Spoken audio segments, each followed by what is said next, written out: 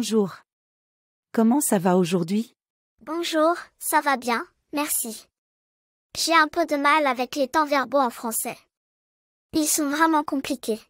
Ne t'inquiète pas, les temps verbaux peuvent sembler compliqués au début, mais avec un peu de pratique, tu vas les maîtriser.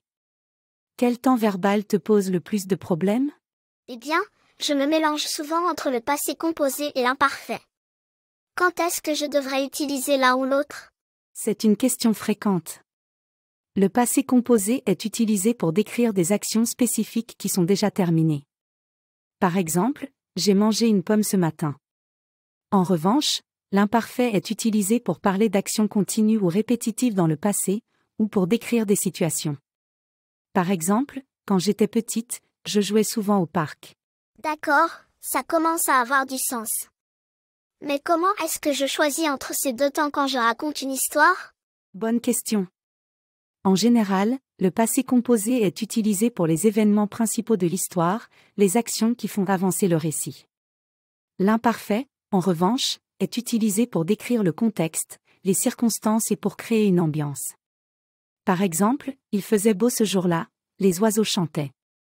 Soudain, j'ai vu un chat grimper à l'arbre. Compris. Puis qu'en est-il du futur?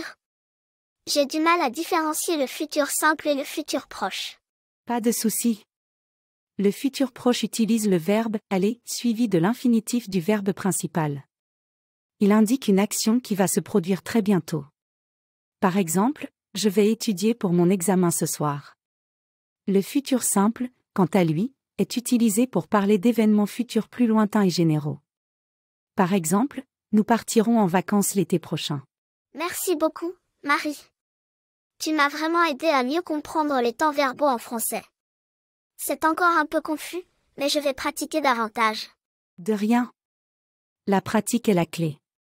N'hésite pas à faire des exercices et à lire des textes pour t'habituer à l'utilisation des différents temps. Tu verras, ça deviendra de plus en plus naturel avec le temps. Je vais suivre ton conseil. Merci encore pour ton aide, Marie. De rien, c'est un plaisir d'aider. Si tu as d'autres questions, n'hésite pas à me demander à tout moment. Bon courage dans tes études du français. Merci d'avoir pris le temps de regarder notre vidéo sur la maîtrise des temps verbaux en français. J'espère que les explications et les exemples vous ont été utiles pour mieux comprendre ce sujet important de la grammaire. Si vous avez aimé cette vidéo et que vous souhaitez en voir davantage sur l'apprentissage du français, n'hésitez pas à vous abonner à la chaîne YouTube Lingo French.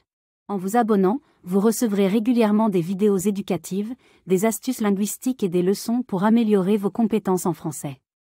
Cliquez sur l'abonnement et activez la cloche de notification pour ne manquer aucune de nos nouvelles publications. Ensemble, nous explorerons les subtilités de la langue française et nous vous aiderons à atteindre vos objectifs linguistiques. Merci encore d'avoir regardé, et à bientôt sur Lingo French.